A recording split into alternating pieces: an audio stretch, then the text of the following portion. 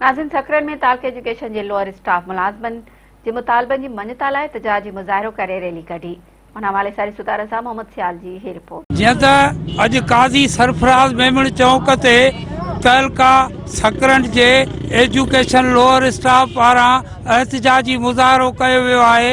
अचो त हिते अॻुवाणनि खां पुछूं त वधीक ई छा था ॿुधाइनि। असांजे all Sindh education lower staff department तहलके सक़रंड तरफ़ां एहतजाजी रैली कढी आहे। असांजा जाइज़ मुतालबा आहिनि त असांजी समरी टाइम स्केल जी समरी समूरियूं कानूनी घुर्जियूं हुअण जे बावजूदि पूरी हुअण जे बावजूदि बि असांखे नथो ॾिनो वञे।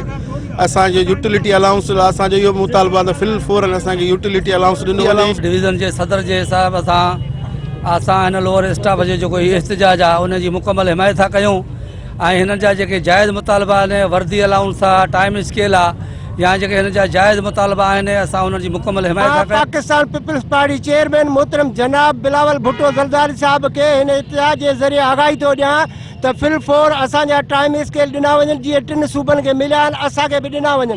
जेकॾहिं ही न ॾिना विया त पूरी सिंध में तालाबंदी कई वेंदी। हीउ मुज़ाहिरो असां अपग्रेड लाइ कढियो आहे। उन जे करे असां दोस्तनि खे अपील था कयूं।